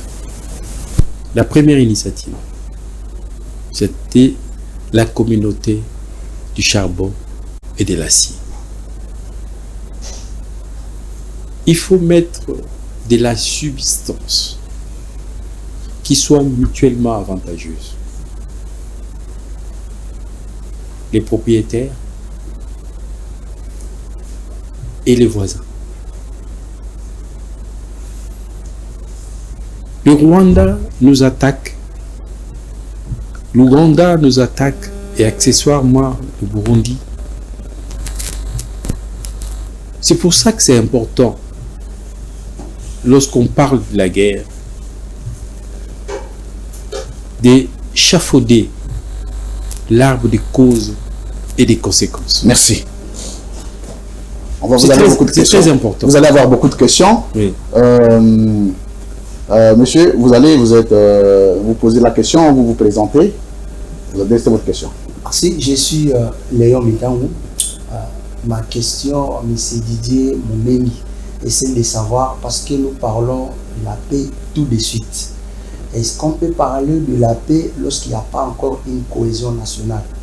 Lorsqu'il y a un déséquilibre encore au pays, vous avez proposé par rapport aux pays voisins, je ne sais pas si je vais anticiper ou je suis encore dans le bon, je reste là, pour savoir qu'est-ce que vous avez proposé comme perspective pour renforcer la cohésion nationale afin d'éradiquer cette situation.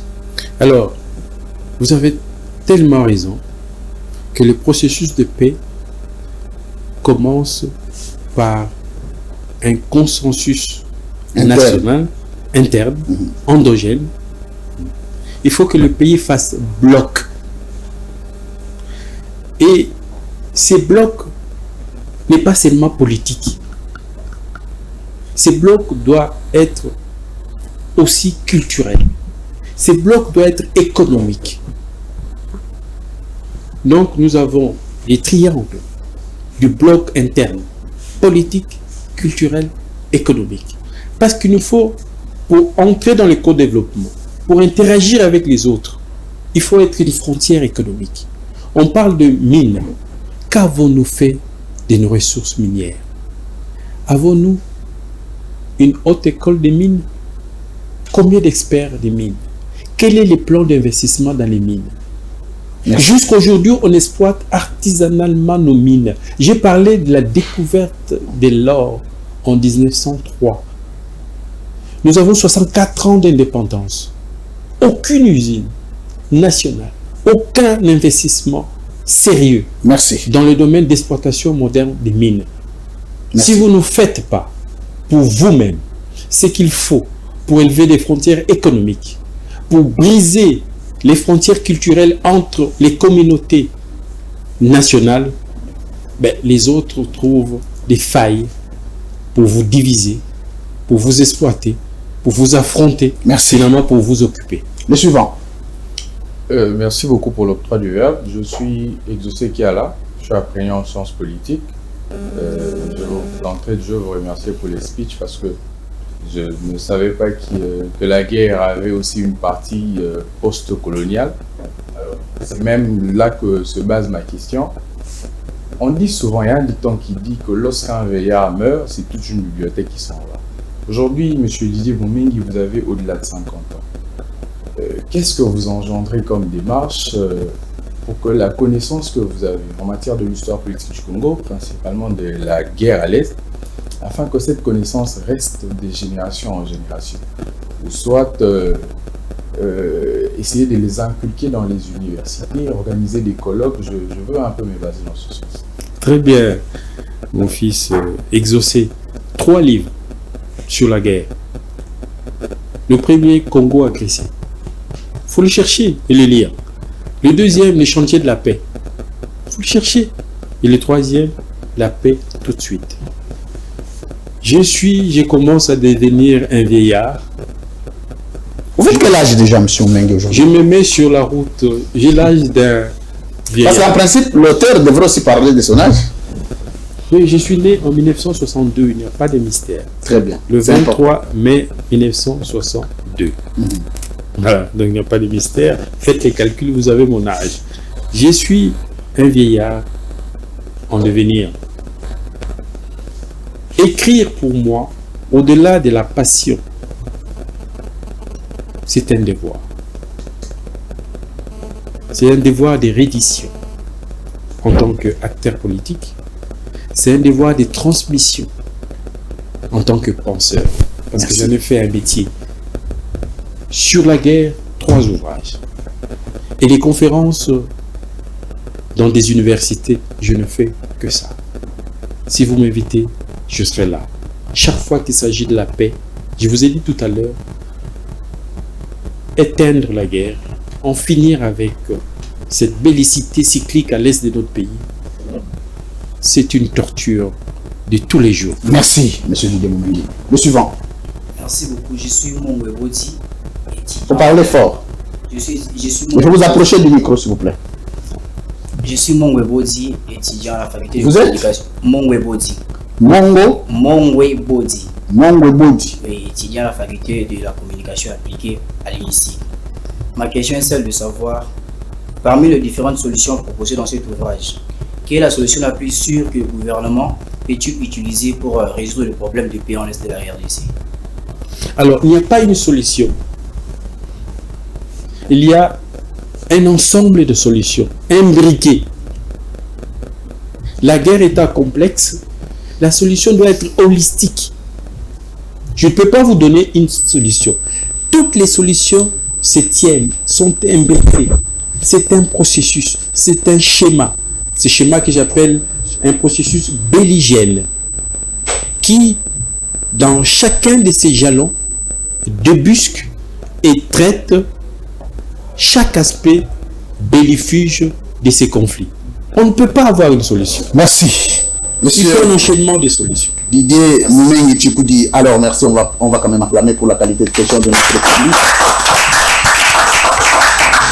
On va les dernières questions. Merci. Alors, la date du 12 septembre, c'est la date retenue pour la publication de votre ouvrage. J'aimerais savoir qu'est-ce que les amoureux du livre peuvent attendre de cette journée. Alors, la rentrée littéraire dans notre pays est... Nous en sommes aujourd'hui, hein? Oui. La rentrée est organisée principalement par les ministères de la Culture, en collaboration avec le Centre Wallonie-Bruxelles. Et cette année, ils ont choisi comme livre phare La paix tout de suite et comment. Mon livre. Ces jours-là, aujourd'hui, venez au Centre Wallonie-Bruxelles. Il y a un moment d'échange entre tous ceux qui sont intéressés par la question de la paix pour marquer cette rentrée littéraire sous les sceaux de la paix. Merci. Une paix réfléchie parce que la paix est une pensée. La paix n'est pas un résultat au bout du fusil. Attends 15 heures. Très bien. Dernière question. Pour terminer, M. Moumengi, j'aimerais savoir de tout le président qui se sont succédés, à part Mosé Laurent Désiré Kabila, qui vous a un tout petit peu inspiré? Ah, vous savez, c'est lui qui m'a vraiment inspiré. Il s'appelle Muntu Hotep. J'aurais voulu que vous les découvriez. Des présidents. Il n'a jamais été président Montou. Mais c'est par lui et grâce à lui qu'on s'appelle Bantou.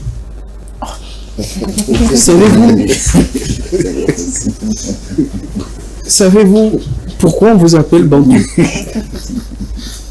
On a compris. Merci beaucoup, mesdames et messieurs, de votre sympathique attention à cette édition spéciale qui a porté essentiellement sur la présentation de ces livres à ce jour de la rentrée littéraire P.